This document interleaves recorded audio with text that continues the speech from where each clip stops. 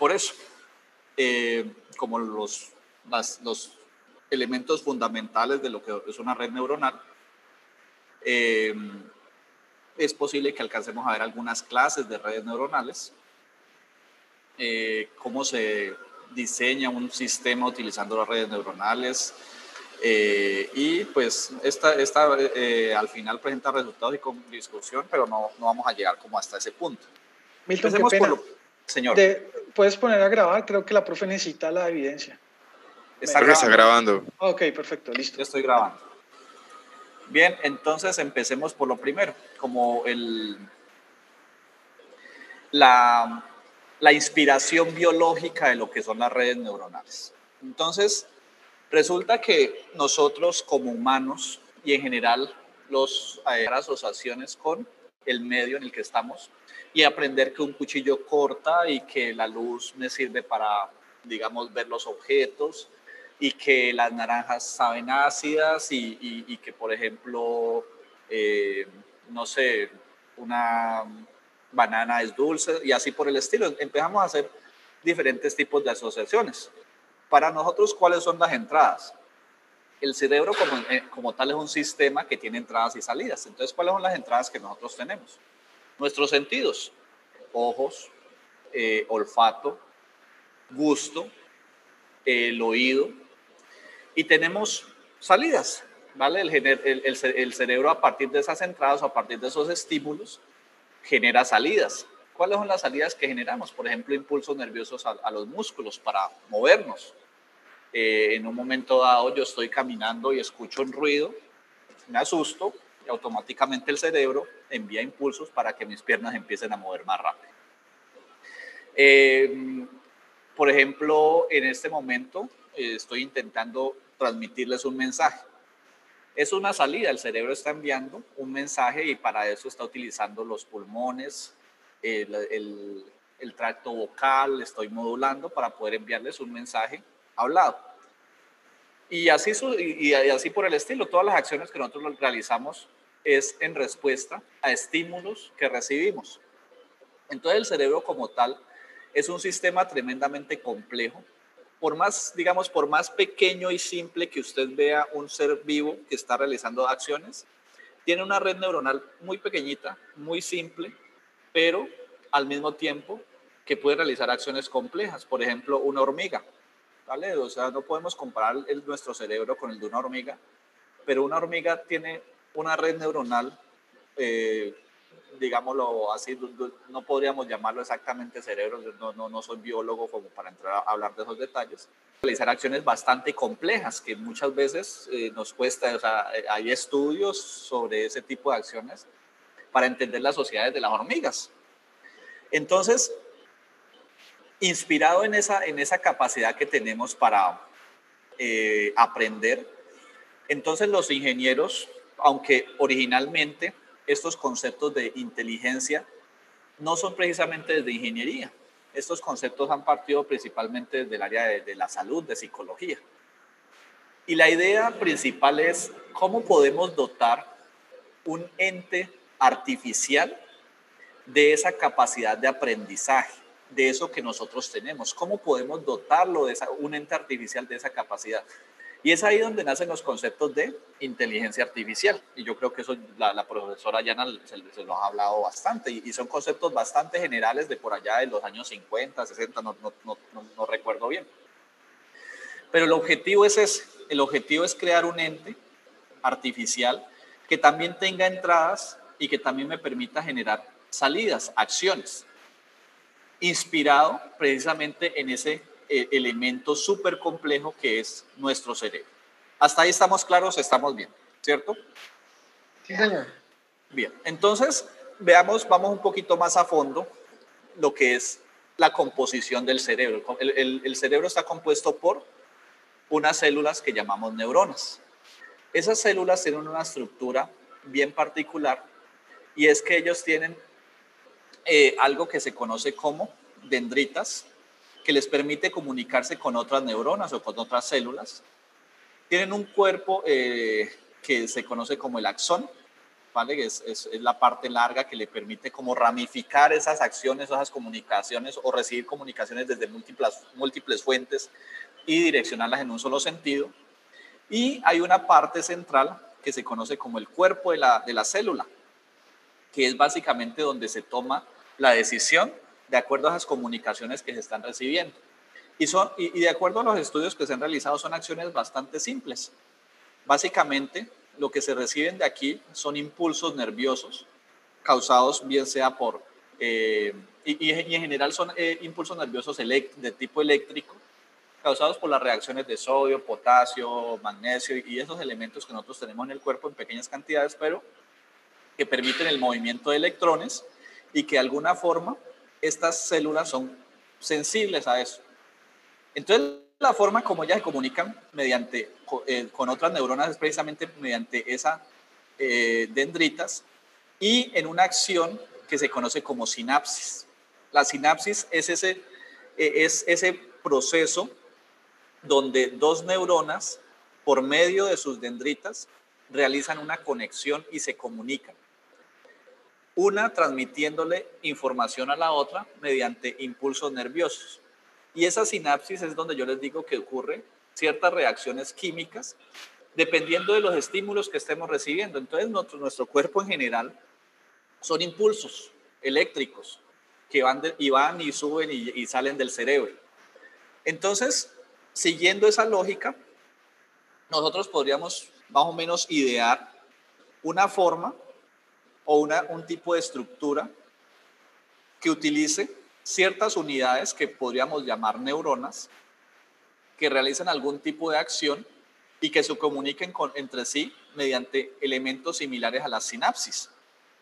Y que esas unidades tengan algunas entradas, tengan algunas salidas e internamente se puedan comunicar entre sí mediante elementos similares a como lo hacen en el mundo biológico, que son las sinapsis.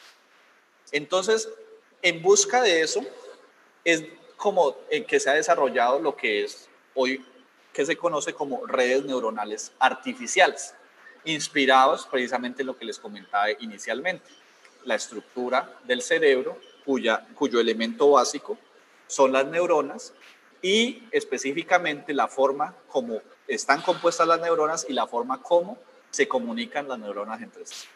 Aquí lo que buscamos, y ante todo yo creo que eso ustedes lo deben tener claro, es la simplicidad de los modelos. En ingeniería nosotros no nos buscamos complicar la vida con nada. Entre más simple sea una solución y la podamos entender, es mejor. Siempre esa va a ser la regla. A mí, ¿de qué me sirve una solución súper compleja que no entiendo y que en un momento dado quiero modificarla y que no sé por dónde empezar a trabajarla? Entonces, en ese sentido, el modelo que se plantea debe ser un modelo tremendamente simple y por eso nos vamos a la unidad básica constitutiva del cerebro, que es la neurona, cuyo funcionamiento se ha estudiado bastante y es lo que les estoy diciendo. Unas unidades básicas que se comunican con otras unidades mediante sinapsis, utilizando las dendritas que transfieren la información por medio de un axón y la procesan de alguna forma, muchas veces, o sea, no sabemos exactamente cómo, dentro del cuerpo de la neurona, pero podemos intuir de acuerdo a lo que se ha, digamos, a lo que se ha medido, a lo que se ha estudiado, podemos intuir más o menos qué tipo de acciones realizan internamente esas neuronas. Entonces, vamos ahora así como, o sea, ya tenemos una idea de qué es a dónde queremos llegar. Construir, digamos, modelos matemáticos de alguna forma que me permitan simular la estructura del cerebro mediante modelos muy simples de neuronas y esos modelos estén interconectados entre sí. ¿Para qué se usan las redes neuronales artificiales? Ahora sí, o sea, el mundo de aplicaciones de estos sistemas es incontable. Hoy en día, las redes neuronales están en todo. Básicamente, si ustedes tienen un Android, ahí todo lo que les permite hacer ese Android de forma automática, de alguna forma hay una red neuronal ahí metida. ¿Quiénes utilizan en el mundo empresas como tal las redes neuronales para sus, digamos, para sus desarrollos? Google, Amazon, Facebook, Microsoft, Apple. Los grandes jugadores, digamos, de todo lo que es multimedia, redes sociales, sistemas de cómputo, tecnología, tienen, digamos, en sus sistemas de alguna u otra forma embebidos sistemas basados en inteligencia artificial y que hoy son principalmente sistemas que están constituidos de alguna forma por redes neuronales, ¿vale? De forma concreta, ¿en qué se utilizan, digamos, las redes neuronales? En sistemas de clasificación. ¿Qué es un sistema de clasificación? ¿Ustedes han visto eso en algún momento?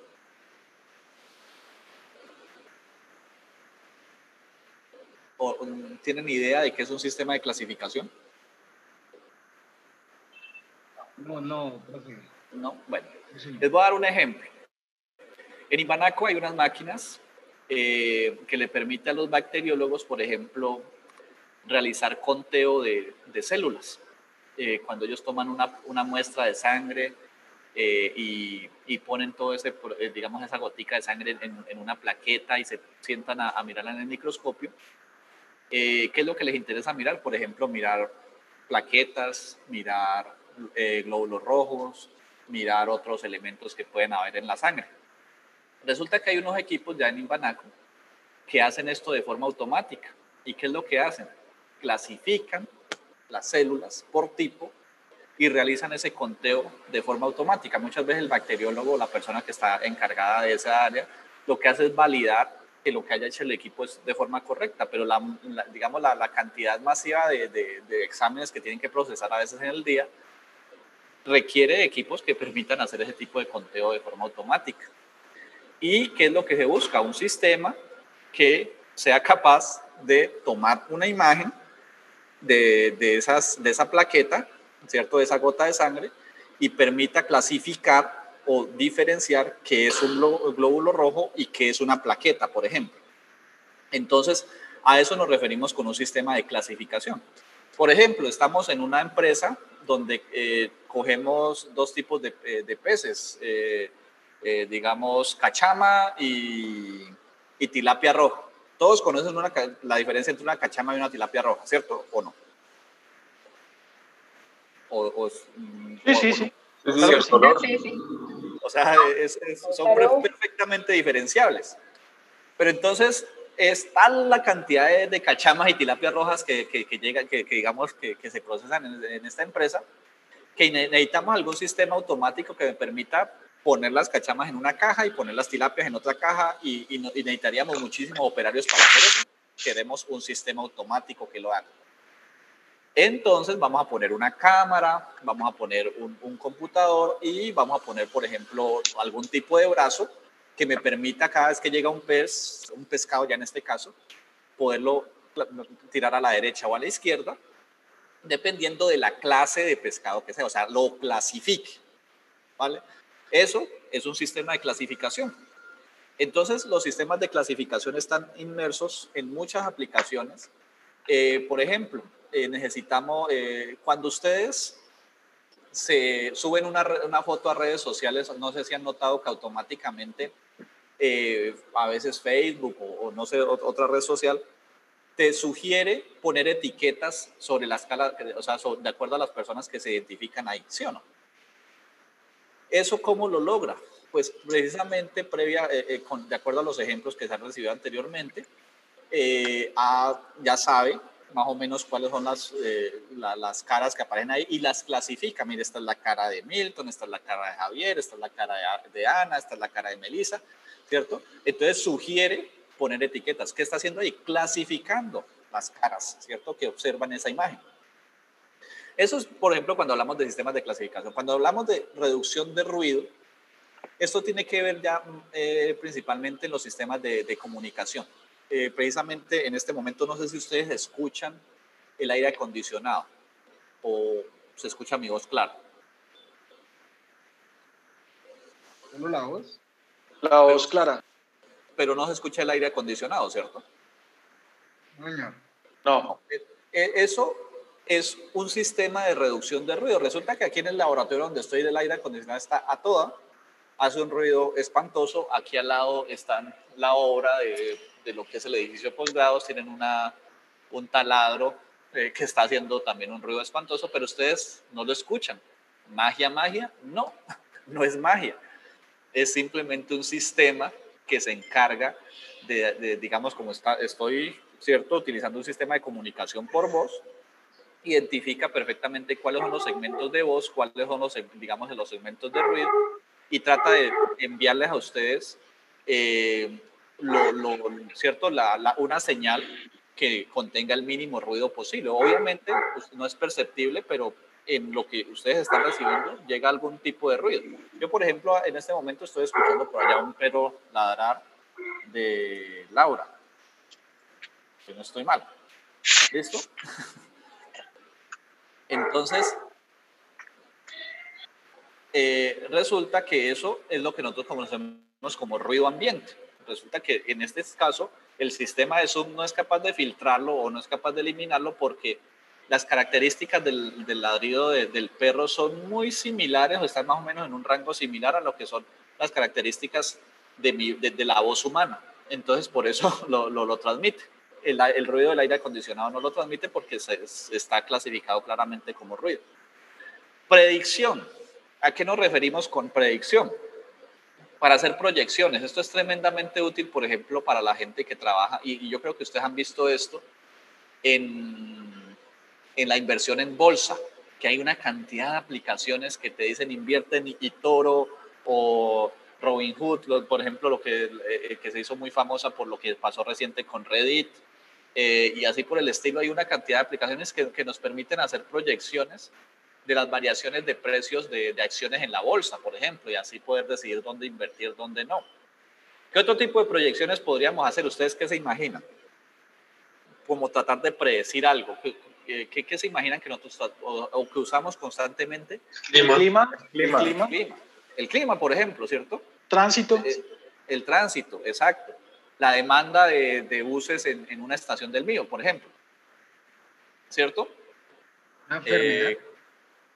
El avance de una enfermedad, las proyecciones que se hacían sobre, por ejemplo, el COVID, que muchos modelos, o sea, se usan modelos matemáticos. En algunos casos los modelos usan redes neuronales, pero obviamente no son exactos y pues son proyecciones que se hacen. En última son predicciones, ¿vale? Entonces lo que se hace es tratar de explorar o predecir o proyectar algún tipo de información basado en datos históricos.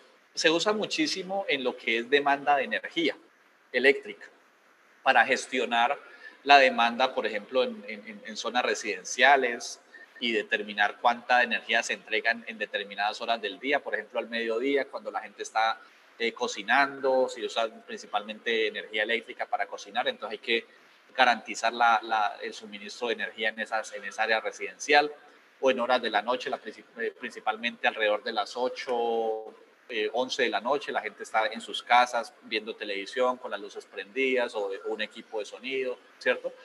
Entonces hay que garantizar que en esos horarios se tenga suministro de energía, pero eso no es siempre igual. Depende muchas veces del mes, de la época del año. Entonces nos va a servir para hacer como proyecciones y predicción de más o menos cuál va a ser la demanda de energía eléctrica. Entonces miren que las aplicaciones de este tipo de modelos están en todo lado. Ustedes lo usan en su celular. ¿Qué pasa cuando ustedes están escribiendo un texto? ¿Qué es lo que hace el celular? Autocompleta. Autocompleta. Y eso no es magia, ¿cierto? Eso, ¿sabe qué estoy pensando? No. Resulta que dentro del celular hay un modelo que ha ido aprendiendo de alguna forma los patrones que usted tiene de escritura. Cuando usted recién compra un celular, ¿será que les autocompleta? No, eso no le autocompleta absolutamente nada. Con las semanas, en la medida que va pasando los días, más o menos ya empieza a detectar esos patrones que usted utiliza para escritura y predice más o menos usted qué podría escribir. Muchas veces uno saluda de la misma forma a los amigos, ¿cierto? Y siempre que empieza con la misma palabra, automáticamente sabe qué palabra sigue, porque casi siempre saludo a mis amigos de la misma forma. Entonces, empieza a autocompletar. Ya estamos haciéndonos una mejor idea del rango de aplicaciones y en general de la industria, dónde entran este tipo de sistemas. No solo redes neuronales, hay otra cantidad de sistemas que pueden utilizar, pero a hoy definitivamente las redes neuronales son el tipo de sistema que está dominando gran parte de las aplicaciones. ¿Hay alguna pregunta hasta ahí o vamos bien? Vamos claro. Vamos claros, súper. Bien, entonces, ¿por qué usar redes neuronales? Es la siguiente pregunta. Primero, porque tienen habilidad para aprender. Resulta que las redes neuronales, a pesar de que son sistemas muy simples, digámoslo así, son unos modelos matemáticos bastante simples del cerebro,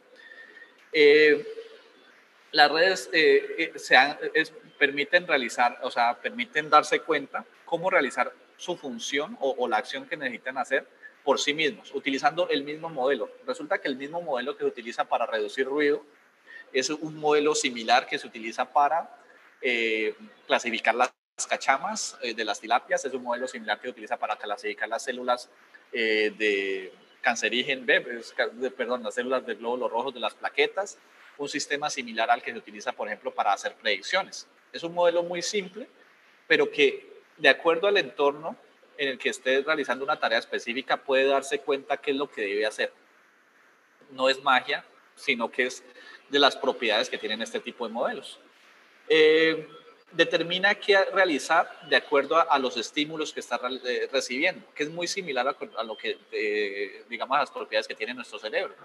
Si yo estoy acercando mi mano a una estufa y esa estufa está apagada, yo no voy a sentir ningún estímulo de temperatura y puedo agarrar la resistencia sin ningún problema. Pero si yo estoy acercando la mano y esa estufa está encendida, automáticamente va a recibir un estímulo, ¿cierto?, de temperatura, un incremento de calor, entonces mi cerebro va a emitir una acción diferente, ¿vale? Entonces es básicamente esa habilidad la que también tratamos de poner inmerso en las redes neuronales. Y habilidad para generalizar. ¿Qué es eso de habilidad para generalizar? Resulta que los sistemas de inteligencia artificial en general hacen uso de algo que nosotros llamamos los ejemplos de aprendizaje. Los ejemplos que, o sea, ¿usted cómo aprende de niño?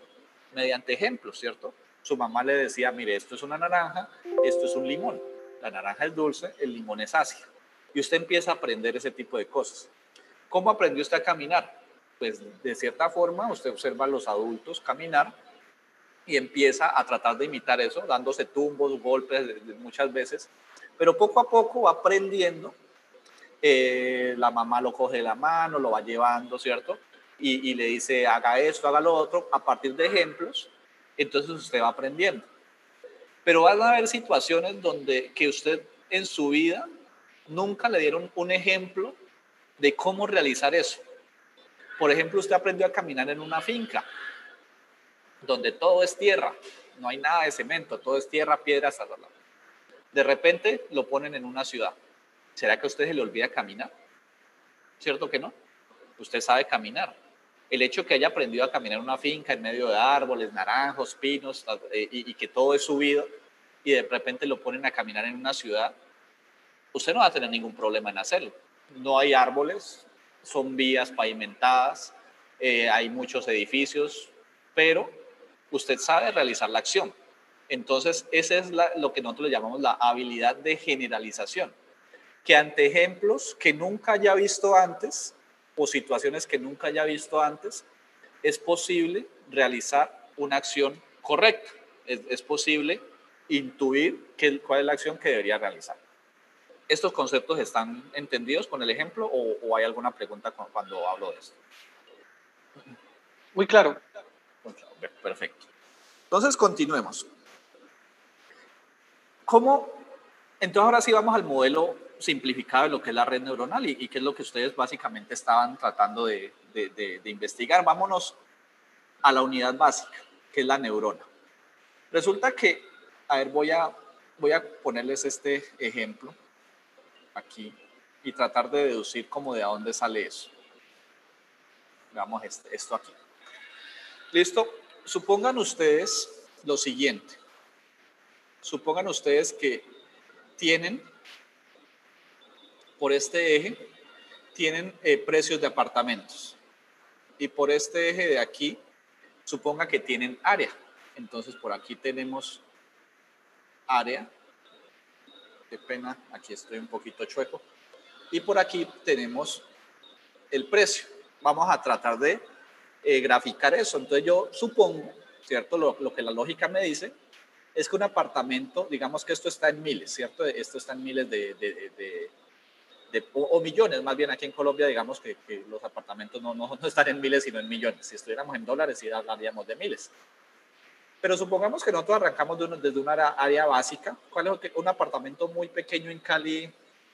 Está alrededor de 50, 60 metros cuadrados, ¿cierto? O sea, son tremendamente pequeños.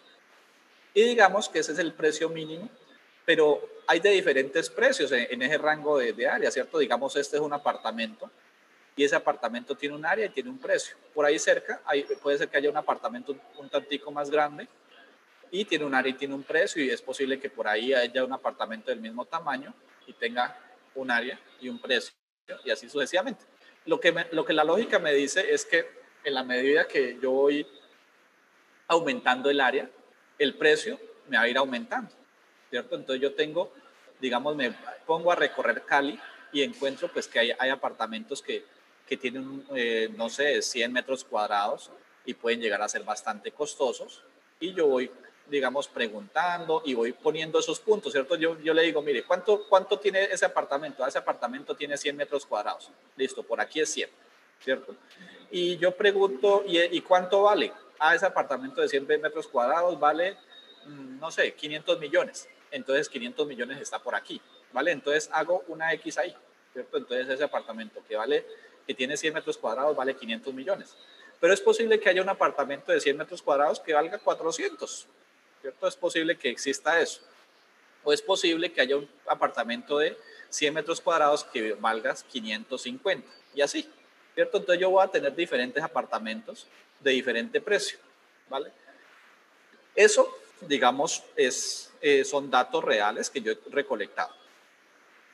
Si ustedes quisieran plantear un modelo para, después de que ustedes digan, por ejemplo, yo quiero comprar un apartamento y me dijeron el área. El apartamento que yo vi tiene más o menos 70 metros cuadrados y está más o menos en este rango, ¿cierto? Está por aquí más o menos, algo así por el estilo. Entonces ustedes, ¿qué modelo plantearían o qué idea plantearían para tratar de más o menos hacerse una idea del precio de ese apartamento? ¿Cómo buscarían tratar de dar? O sea, solamente me dieron el área, pero yo quiero saber el precio. ¿Cómo harían ustedes? ¿Alguna idea? Se podría hacer con metros cuadrados, ¿no? Dependiendo cuánto Sí, cueste el claro. metro cuadrado. Sí, claro. El área está dado en metros cuadrados. El área está en metros cuadrados, ¿cierto? Y me dijeron, ese apartamento tiene 70 metros cuadrados. Y resulta que yo tengo una cantidad de ejemplos de apartamentos, esto que está en negro son ejemplos, que yo recolecté preguntando el área y preguntando el precio. Pero ese en particular que me interesa, solamente tengo el área.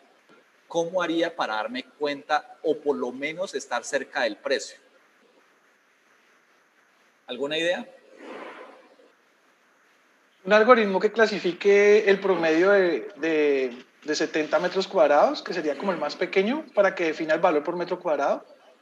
Listo, eso podría ser, o sea, que me tome, por ejemplo, esos ejemplos que están aquí alrededor, ¿cierto? Como por aquí cerca, de los 70 metros cuadrados, que los promedie y yo tomo, ¿cierto? De esos ejemplos que yo sé cuál es el precio, entonces que me tome el promedio y yo diría, mira, ese apartamento puede estar costando más o menos esta cantidad. Esa es la idea, ¿cierto? ¿Sí? Es como el de las cachamas, que clasifique el promedio del metro cuadrado, de los que están pidiendo en metros cuadrados y los ponga en un sitio, algo así. Exacto, listo, más o menos. ¿Qué tal si yo les propongo este modelo? ¿Qué tal si yo les digo, no, calculemos una línea recta? Listo, pedantico, que me quedó chueca. Calculemos una línea recta que más o menos se ajuste a esos datos, y esa línea recta pues tiene una ecuación, ¿cierto? Y igual a mx más b. ¿Sí o no? Donde x yo voy a decir que es el área y y voy a decir que es el precio. Entonces, dado un apartamento por aquí, en esta zona, ¿cierto? Ups, esto me está haciendo rayas. que no sé, ¿no? Dado un apartamento en esta zona, por ejemplo, yo puedo meter el área aquí dentro de X, ¿cierto? Esta área yo la puedo meter aquí dentro de X, y si yo tengo la pendiente y tengo el intercepto, podría darme cuenta cuál podría ser el precio. ¿Sí o no? ¿Les parece esa idea o no les parece? Sí, ¿Les está gusta claro. la idea? Bueno, Ujú. entonces yo podría decir, pues usemos esa idea, usemos ese modelo. Resulta que eso yo lo voy a llamar de la siguiente forma. Voy a hacer una pequeña modificación. Voy a decir que eso es teta 0 por teta 1, teta 0, x1. Voy a hacerlo de la siguiente forma. Voy a llamar a esto de aquí la variable x. ¿Vale? Entonces voy a decir que los parámetros de mi recta no los voy a llamar m y b, sino que lo voy a llamar teta 1, ¿vale? Y el intercepto lo va a llamar teta 0. ¿Listo? Y vamos a decir que eso está multiplicado por un vector que va a ser el área x y por un valor 1. ¿Ustedes se acuerdan cómo se realiza esa multiplicación? Esto es simplemente decir teta 1 por x más teta 0. ¿Sí o no? ¿Cierto que sí? Es exactamente lo mismo. O sea, mire que tiene exactamente la forma de la ecuación de la recta. Vamos a llamar a esto mi función, que está en función de los parámetros teta de x. Vamos a llamar a eso una función hipótesis. Es una función hipótesis porque hipotetiza sobre el precio del apartamento, ¿cierto? O sea, yo le doy un precio del apartamento y si yo tengo el valor de teta 1 y tengo el valor de teta 0, simplemente yo meto el área aquí en este valor y me va a permitir calcular esto de aquí que en últimas va a corresponder al precio del apartamento, ¿vale? Si ustedes les dijesen, hagan un esquema gráfico de qué operaciones están realizando ahí, yo haría lo siguiente. Yo diría, mire, yo tengo la entrada X, ¿vale? Esa es la entrada X y entra a un sistema que lo que va a hacer es una suma, ¿cierto? De todas las otras entradas y por aquí tengo una entrada, llamémosla un 1, ¿vale? Y eso al final va a generar una salida que va a ser la suma de estas entradas, pero resulta que esa suma de esas entradas van a ir multiplicadas de alguna forma en función de unos parámetros teta, ¿cierto? Esta suma depende de unos parámetros teta. En últimas, eso es lo que estoy haciendo, miren. Entra el X, entra un 1 y sale una suma. ¿Sí? ¿Sí o no? ¿Cierto que sí? Es más o menos como la idea que les quiero mostrar. ¿Qué pasaría si además del área yo tuviese digamos, otro elemento para juzgar el precio de los apartamentos? ¿Qué pasaría si, por ejemplo, además del área yo tengo, por ejemplo, número de habitaciones? ¿Vale? Entonces, si yo tengo además de número de habitaciones, entonces mi función h de teta, ¿cierto? De x, ya va a ser más o menos algo así por el estilo. Yo voy a requerir un parámetro para multiplicar por el área, ¿cierto? Llamemos el área x1. Y a eso yo le voy a sumar otro parámetro, por ejemplo, llamémoslo llamemos a este x2, llamemos este teta2. Además voy a necesitar otro parámetro para para asignarle como un peso a el número de habitaciones, llamemos a esto x1. Y adicionalmente a eso yo voy a tener como un intercepto que es un precio como un precio base, digámoslo así. Entonces, si yo quiero saber el precio del apartamento, yo voy a ponderar, que es así como se dice, voy a ponderar el área, voy a ponderar el número de habitaciones y además de eso lo voy a dar como una corrección del error, que es lo que nosotros conocemos también como el intercepto. Entonces, miren que esto yo lo puedo también expresar de forma matricial de esta forma. Yo podría decir, miren, esto es lo mismo que decir teta 2, teta 1, teta 0 multiplicado por x2, x1, x0. ¿vale? Que x0 es igual a 1. Digamos que x0, yo lo voy a decir que es igual a 1. Entonces miren que si a mí me dicen haga un esquema gráfico de esta operación que usted está realizando aquí, ¿yo qué haría?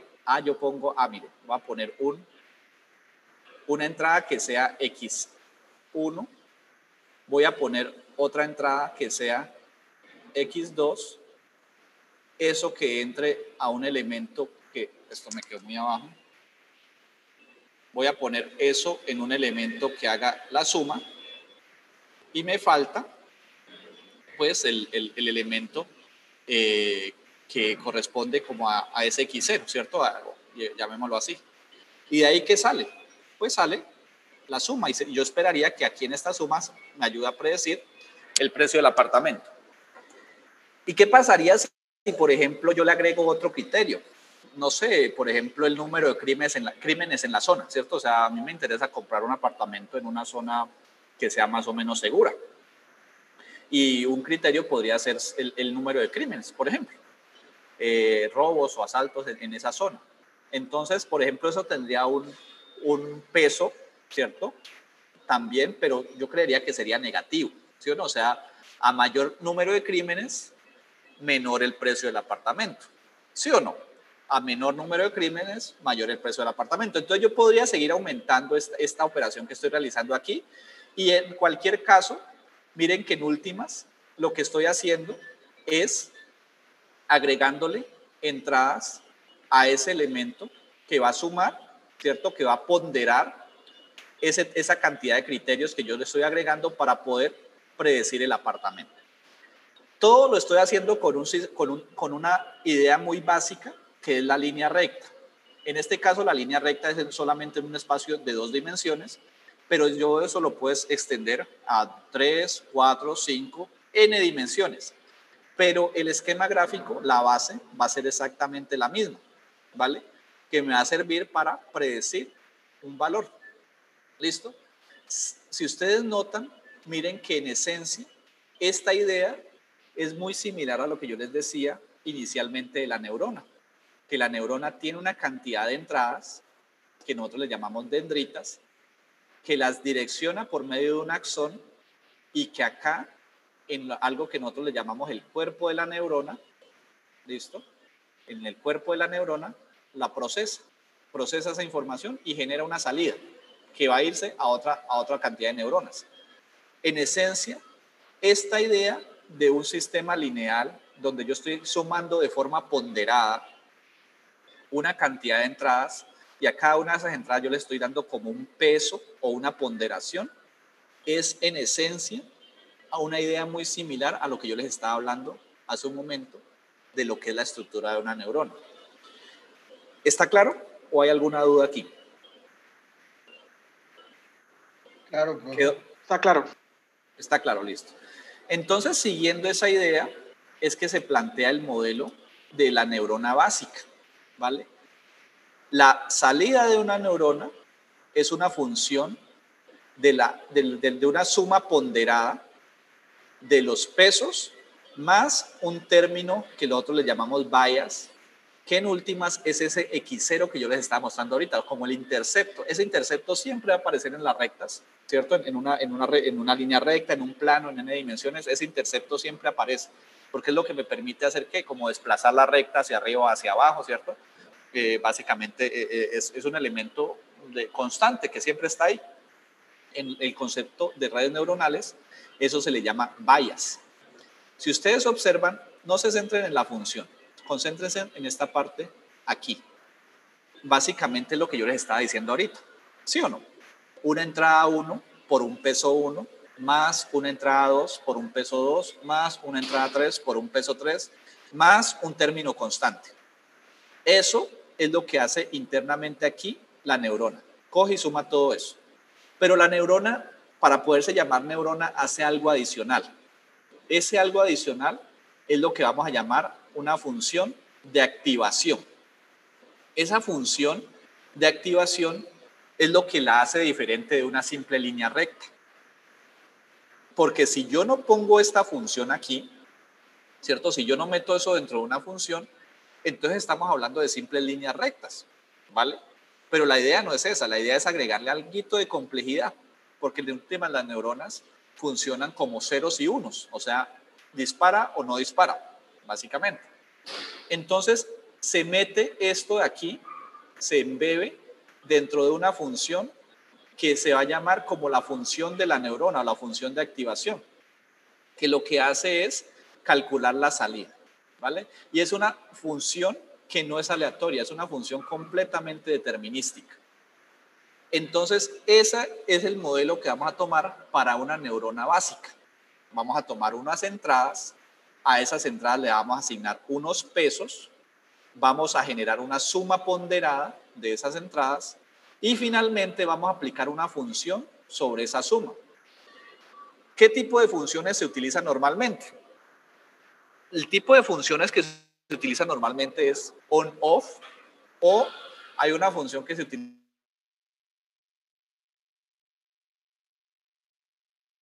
sigmoide, se utiliza.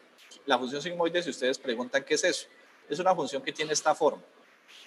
Básicamente, si el resultado de la suma, de esta suma de aquí, el resultado de esa suma da por debajo de un umbral, entonces la función sigmoide lo aproxima a cero, ¿cierto? O sea, trata de tener eso hacia cero. Y si el resultado de esa suma da por encima de un umbral, o sea, en esta zona, entonces la función sigmoide trata de aproximar eso a 1. Entre más grande, más cercano a 1 estoy. Eso entre más pequeño, más cercano a 0 voy a estar. Entonces, esta es básicamente como una función on-off aproximada. ¿Listo? ¿Vale? Esa es la idea básica de una neurona. Entonces, resulta que ustedes, ¿qué criterios tienen, por ejemplo, para encender un horno? ¿Vale? El horno, al final, el resultado es encendido o apagado. Pero si yo lo voy a encender, deben haber unas condiciones para encenderlo. Por ejemplo, primero, pues si yo quiero hacer un pastel, pues por lo menos ya debo tener todos los ingredientes listos o mezclados. Yo ya debo tener el molde enharinado, todos los ingredientes, ¿cierto?, listos para empezar a prepararlos. Dentro del horno no debe haber nada plástico. No sé, digamos, debo tener el temporizador listo. Entonces son una cantidad de entradas que yo tengo, ¿cierto? Que los ingredientes, que no haya nada plástico dentro del horno, que el molde esté listo y así sucesivamente, son una cantidad de cosas que yo voy a sumar de alguna forma, voy a ponderar y al final voy a decidir si enciendo o no enciendo el horno, ¿cierto? Es decir, on, off para ese horno, ¿vale? Que va a ser esa función. O sea, no es que yo sume cuántos ingredientes tengo, no es que yo sume si hay algo plástico, ¿cierto? En últimas no funciona así. En últimas yo tengo en cuenta esos criterios para poder decidir si prendo o no prendo el horno. Le aplico una función a esos criterios que estoy analizando, ¿vale? Y en últimas, algo así parecido es lo que hace una neurona. Decide disparar o no, comunicarse con otra neurona o no, dependiendo de los estímulos que tiene a su entrada. Se utiliza esta función, ya les voy a explicar por qué. Porque resulta que si yo utilizo una función simplemente on-off, ¿qué es una función on-off? Una función on-off es una función que es simplemente, a ver, lo hago por aquí abajito. Una función on-off es una función que tiene esta forma nada más, ¿vale? Una función que para algunos valores va a ser siempre 0 y para otros valores va a ser siempre 1. Resulta que este tipo de funciones no se utiliza muchísimo en muchos aspectos, pero resulta que esta parte de aquí, en particular, ustedes vieron cálculo y se acuerdan que esto, ¿cómo se llamaba? ¿Se acuerdan de en cálculo esto de aquí, cómo se llama? ¿O no se acuerdan? ¿O no vieron cálculo? Buenas. ¿Hay alguien ahí? Muchachos. Sí, profe. ¿Cómo se llama eso? ¿La función de activación? No. Eso que yo estoy resaltando ahí en rojito. ¿El ángulo? No. En cálculo, ¿cómo se llama eso? Eso se llama una discontinuidad. ¿Se acuerdan o no se acuerdan? Ah, no. ¿Sí? ¿Ya les sonó la campana? Bueno. Eso es una discontinuidad. ¿Y qué pasa con las discontinuidades en cálculo? No nos gustan, ¿por qué? Porque típicamente no son derivables. Pues las esquinas no pueden derivar. Exactamente, no son derivables. Entonces yo prefiero, cuando estoy trabajando en este tipo de sistemas, yo prefiero una función que sea suave en este sentido, que más o menos para algunos valores me dé 0, para otros valores me dé 1 y que haya como ciertos valores de transición, porque al haber esos valores de transición en esta zona, estos yo sí lo puedo derivar, ¿vale? Entonces se prefieren, digamos, este tipo de funciones. Y en últimas, esa función yo la puedo modificar para que sea tan empinada como sea posible, pero aún así derivable, listo, que no sea un cambio así tan brusco. Entonces, por eso, la función sigmoide es tan común en lo que son redes neuronales, listo, esa es la justificación. Y esa función va a ser la que se va a utilizar aquí típicamente, esa función f, que va a ser la función sigmoide. Entonces, a eso, ahora sí, por ahí alguien lo dijo, a eso es lo que le vamos a llamar la función de activación de la neurona. Listo, la función de activación, ¿qué es lo que va a determinar? Si la neurona se activa o no, dependiendo de los estímulos que esté recibiendo. Si los estímulos indican que se debe activar, entonces la neurona se activa. Si los estímulos no son suficientes para activarla, entonces la neurona no se activa. Y lo que va a hacer para decir si se activa o no es meter la suma ponderada de esos estímulos, los va a meter dentro de esa función sigmoide y ahí es donde determina. La parte matemática, pues es la función sigmoide simplemente 1 sobre 1 más e a la menos x. ¿Listo? Donde ese menos x, donde ese x es esa parte interna de la función que les estaba mostrando acá. O sea, esto de aquí, todo esto en su conjunto es lo que nosotros le llamamos x, ¿cierto? A toda la suma de todos esos criterios que yo estoy teniendo es lo que le vamos a llamar x. Y cuando yo grafico eso, pues casualmente me queda una función así como la que les estoy mostrando. Y a eso es lo que le vamos a llamar la función de activación. Resulta que, como les venía diciendo, esa función es común porque el cálculo de las derivadas es tremendamente sencillo. Como pueden ver, hay un exponencial y ustedes si recuerdan, la derivada de un exponencial es el mismo exponencial. Entonces, la derivada queda una función bastante simple. Y resulta que para ese caso particular, la derivada de la función es igual a la función por 1 menos la función. ¿Listo? O sea, donde la función, ¿quién es? Es la función sigmoide. Entonces, es una función que es tremendamente fácil desde el punto de vista matemático de tratar y por eso es, digamos, la razón por la que se prefiere. Ustedes dirán, ¿pero no hay otras funciones? Claro que sí hay otras funciones. Yo puedo utilizar una función tangente hiperbólica, puedo utilizar un arco tangente y hay software que les permite seleccionar cuál es la función de activación que quieren utilizar.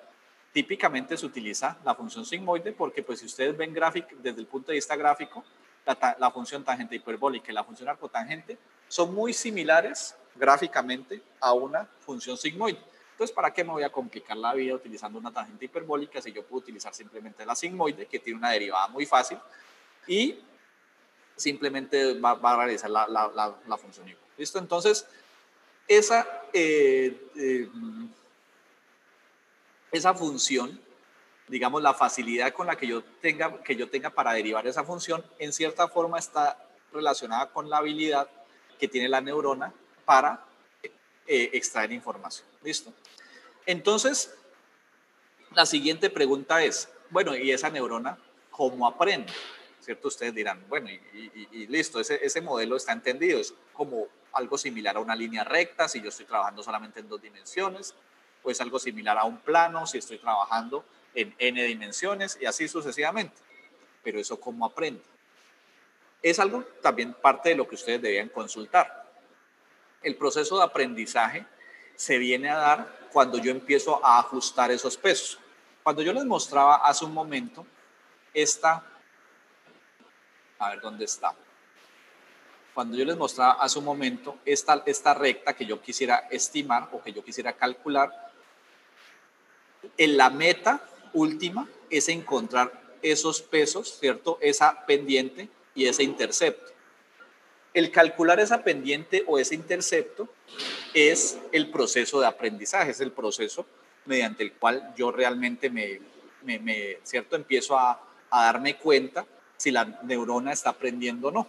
Entonces, yo creo que ahí es donde están ustedes en este momento. Entonces, vamos a pausar un momentico y ustedes van a averiguar, ¿cierto? Creo que lo están haciendo, averiguar cómo es que se ajustan esos pesos, ¿cierto? Cómo es que la red neuronal hace para, por ejemplo, ayudarme a predecir precios de apartamentos cuando no, en principio no sabía cómo predecir precios de apartamentos.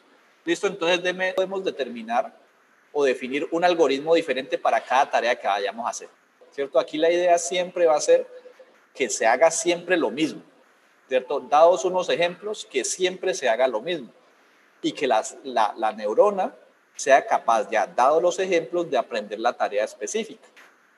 Esa es la cuestión. ¿Cómo ajusto los pesos teniendo los datos de ejemplo? ¿Esa pregunta se la hizo la profesora Yana o no está dentro del taller? No, no, señor. Nosotros apenas estamos entrando al tema de redes, profe. Ya la primera clase. Mira, hoy es la primera clase de redes, profe. Listo. Entonces, miren, muchachos, voy a hacerles como una introducción a esa parte. Yo creo que la profesora Yana luego les va a explicar un tanto mejor, pero voy a mostrarles eso. ¿Listo? ¿Cómo se haría? Supongan ustedes, volvemos a la cuestión de los precios de apartamentos, ¿cierto? Supongan ustedes que ustedes tienen muchos ejemplos, ¿cierto? De precios de apartamentos y ustedes quieren calcular esa función, es decir, ese teta 1 que es la pendiente y ese teta 0 que es el intercepto, que me va a poder, digamos, permitir calcular esa recta que se ajusta a esos puntos, ¿cierto? La pregunta es, ¿cómo calculo esto? ¿Y cómo calculo esto? Porque es que esos puntos podrían ser así y estamos claros que si yo tengo otros puntos, ¿vale? Con una distribución diferente, por ejemplo, que los puntos ya no sean así, sino que sean así, ¿cierto? Que sean así, por ejemplo, hacia abajo, ¿vale? Algo así por el estilo. Que sea otra tarea diferente. No sé qué tarea puede hacer, pero estamos claros que aquí la recta sería así. Y aquí, en este caso, el teta 0 y el teta 1 van a ser completamente diferentes de estos de acá. ¿Sí o no? ¿Cierto que sí? ¿En eso estamos de acuerdo o no estamos de acuerdo en eso? Y estamos de acuerdo en que no pueden ser aleatorios, ¿vale? Eso deben ser unos valores que se ajusten de acuerdo a los datos, o sea, no pueden ser simplemente valores aleatorios. La pregunta es, ¿cómo los calculo? Entonces, la forma de hacerlo, digamos, hay varias formas, pero una de ellas es... ¿Me regalan un segundito?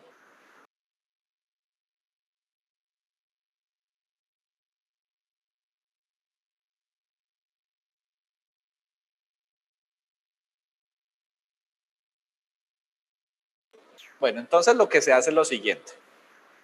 Supongan ustedes que yo quiero, voy a volver a este punto.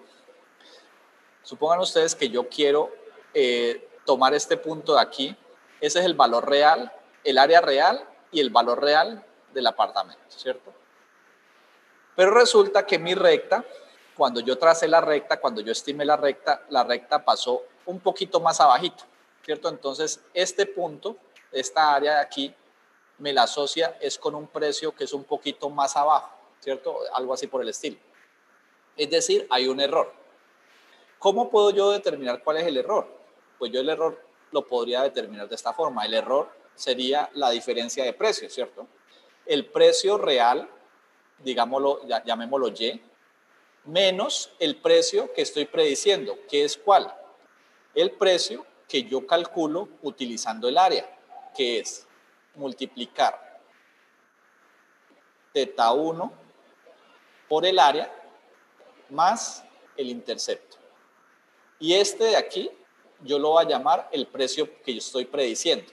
Ese es el verde que aparece aquí. Y el rojo, perdón, yo lo invertí. Lo hice, el que debería ser el verde lo puse en rojo y lo que debería ser en rojo lo puse en verde. Esperen un momentico, yo lo cambio. Más bien, para que no nos confundamos. El verde es el precio que sí es, menos el error, que es el precio que yo estoy prediciendo. teta 1x más teta 0, ¿cierto? Este es el precio que yo estoy prediciendo. Este de aquí vamos a llamarlo Y gorro o Y predicho, que es este de aquí, ¿cierto? El Y gorro. Y este de acá es el Y verdadero, ¿vale? Que es este que aquí, es el Y. ¿Listo? Y esto de aquí lo vamos a llamar error. ¿Yo cómo quiero que sea ese error? ¿Que sea grande o que sea pequeño? ¿Tiene que ser pequeño? Tiene que ser pequeño. ¿Y qué puedo cambiar aquí en esta ecuación para que ese error sea pequeño? ¿Qué puedo cambiar? ¿Los pesos? Exactamente, tengo que ajustar estos valores para que este Y de aquí se acerque cada vez más a este Y de acá. ¿Por qué? Porque el área está dada. Yo el área del apartamento no la puedo cambiar, ¿cierto? O sea, este valor yo no lo puedo cambiar porque el área ya está dada. Los precios ya están dados. Yo lo que puedo cambiar son estos teta para poder garantizar que este Y que estoy prediciendo se acerque cada vez más al Y original. Y de esa forma ese error se reduzca. Entonces, yo les pregunto, por allá en cálculo, ¿ustedes se acuerdan cuál era la operación que nosotros utilizamos para encontrar el mínimo de una función? ¿Sí se acuerdan o no se acuerdan?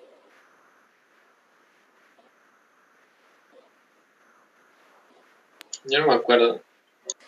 Sí, vuelvo y pregunto, ¿ustedes vieron cálculo? Claro, hace rato. Hace rato, ¿cierto? Y ustedes Profe, estudian ¿sabe ingeniería, alguien que ¿cierto? cálculo? Ustedes estudian ingeniería. Son conceptos que hay que tener presentes, muchachos. Eso no es que ¿Factor común o qué? No, factor común. Cuénteme, usted tiene una función, ¿cómo hace para encontrar el mínimo de esa función con el factor común? Cuénteme cómo lo haría. A ver, yo se lo recuerdo. Mire, suponga que usted tiene una parábola, ¿cierto? Y usted quiere encontrar el mínimo de esa parábola, que sería este punto de aquí. ¿Se acuerdan cómo lo hacían? Les doy una pista. Esto es f de x, ¿vale? Uno lo que hace es la derivada de f de x con respecto a x e iguala eso a 0. Esta de aquí, esta parte de aquí, es cuando la derivada es 0. Bueno, ahí no me quedó exactamente 0, ¿cierto? Cuando la derivada es 0. Es eso, básicamente. ¿Listo? ¿Sí se acuerdan? ¿Ya se acordaron o todavía no? ¿No les suena? ¿No les sonó la campana? Sí, sí. ¿Sí o no? Sí, sí, sí se acuerda, ¿cierto? Entonces, yo quisiera que ese error fuera muy pequeñito o cercano a 0, ¿cierto? Entonces, ¿qué es lo que hago? Lo que se hace es lo siguiente. Se deriva, ¿cierto? El error con respecto a los parámetros teta i, ¿cierto? Puede ser teta 0 o teta 1, y se iguala eso a 0. Esa sería una forma, ¿cierto? Pero resulta que como son muchos ejemplos, o sea, yo no tengo solamente este ejemplo, tengan en cuenta que yo tengo muchísimos apartamentos y para todos ellos yo quiero reducir el error, tanto como sea posible. Entonces no es solamente reducir el error en este ejemplo, ¿vale? Es reducir el error en todos los ejemplos que yo tengo. Entonces, simplemente hacer esto no me sirve porque sería una, digamos, por cada ejemplo tendría que resolver una ecuación. Entonces, aquí es donde entra algo que conoce como el algoritmo de gradiente descendente. ¿Lo han escuchado mencionar en alguna ocasión? Sí. El algoritmo de gradiente descendente lo que hace es lo siguiente. Me ayuda a encontrar el mínimo de una función, pero paso a paso. Suponga que ustedes tienen la parábola, ¿vale? Y aquí sí se inicializa de forma aleatoria, ¿vale? Yo me paro en cualquier lado de esa parábola. No importa qué lado me pare, en cualquier punto, puede ser a la derecha, a la izquierda, arriba o abajo, no importa dónde me pare. Pero resulta que ahí donde yo me pare, yo debo calcular la derivada de esa función ahí en ese punto y moverme en dirección contraria de lo que me indique el gradiente. El gradiente originalmente indicaría que la pendiente es hacia allá arriba, pero yo me muevo de dirección contraria hacia donde me está indicando el gradiente. Y me empiezo a ir hacia abajo, hacia abajo, hacia abajo. Y eventualmente, cuando yo termine de hacer eso, ¿vale? Cuando yo termine de dar muchos pasos, eventualmente eso me va a permitir llegar al mínimo. Denme un segundito, yo les muestro más o menos cómo se hace eso.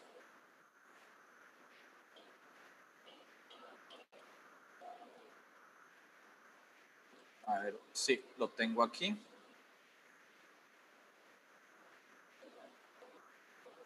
Sí, aquí lo tengo. Aquí está, perfecto. Un segundito, yo les comparto toda la pantalla. Y aquí tengo un ejemplo de cómo lo hace. Mire, él inicia en cualquier lado, ahí ya lo están viendo. Inicia en cualquier lado y luego paso a paso, uno a uno, empieza a acercarse al mínimo. Cada vez los pasos son más pequeñitos, pero uno por uno se va acercando cada vez más al mínimo, ¿cierto? Hasta que finalmente, eventualmente, después de realizar muchas repeticiones, eventualmente va a llegar al mínimo. Entonces, de esa forma, supongan que este es el error. A mí lo que me interesa es encontrar el mínimo del error. No necesariamente cero, pero sí el valor mínimo que yo podría alcanzar. En eso consiste el algoritmo y resulta que cuando yo lo hago repetidamente, cada vez que lo haga, voy a ir modificando los parámetros de teta 1 y teta 0, de tal forma que cada vez me den un error más pequeño. Y cada vez que lo haga y lo repita, entonces el error cada vez sea más pequeño. ¿Listo? Y de esa forma voy ajustando los valores de teta 1 y teta 0, asegurándome de que esta recta se empiece a acomodar. Les voy a mostrar otra animación. Les voy a mostrar esta de aquí. ¿Listo? Y les voy a mostrar cómo opera ese ya en una tarea como tal digamos, de aprendizaje. Resulta que la recta inicia en cualquier lado. Y mire que el gradiente descendente empieza paso a paso, a acercarse y ajustar la recta, acercarla cada vez más a los datos. ¿Sí vieron cómo se fue moviendo? Voy a ponerla a correr otra vez.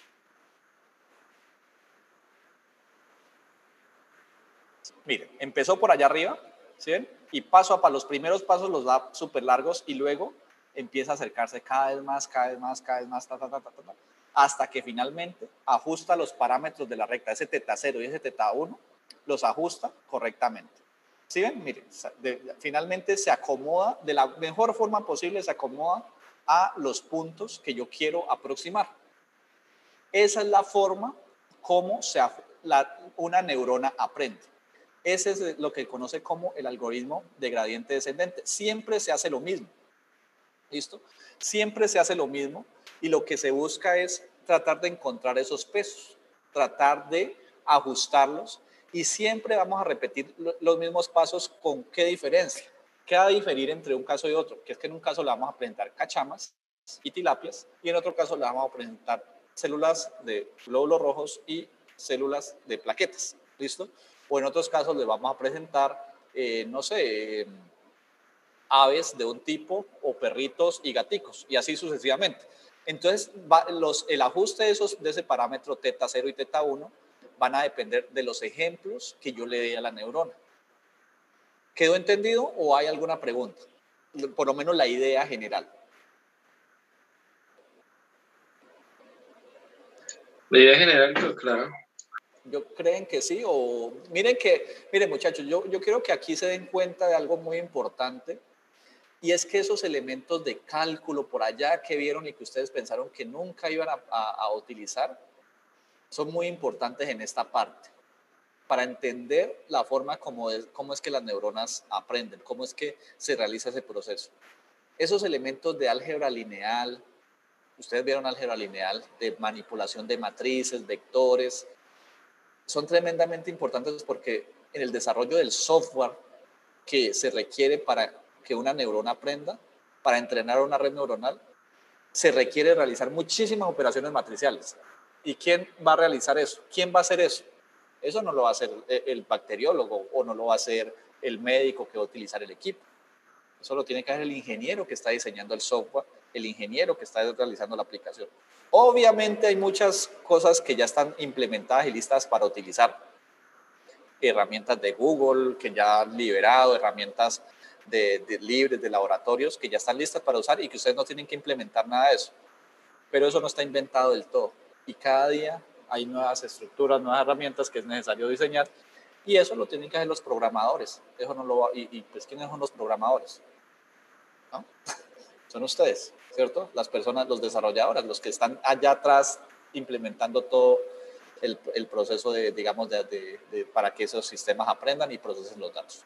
Entonces, la invitación es repasen esos conceptos de cálculo, repasen qué significa una derivada, qué significa una integral. No, o sea, no es necesario que pongan a revisar la solución de derivadas integrales, pero que repasen eso qué significa, qué concepto hay detrás ahí, qué es lo que estoy calculando cuando yo calculo una integral, qué es lo que estoy calculando cuando estoy calculando una derivada, cómo es que multiplico matrices. Ese tipo de cosas es muy importante que las repasen y las revisen. ¿Listo? Porque es tremendamente, o sea, son las bases fundamentales de lo que es la tecnología y de cómo funciona la tecnología hoy, que son redes neuronales. ¿Listo? Bueno, yo creo que esa era la introducción que la profesora Yana quería que yo les hiciera más o menos sobre lo que es redes neuronales. Profe, Cuénteme. entonces, con el cálculo del gradiente descendiente, teniendo los datos, entonces, ¿esos datos sería el aprendizaje de la neurona?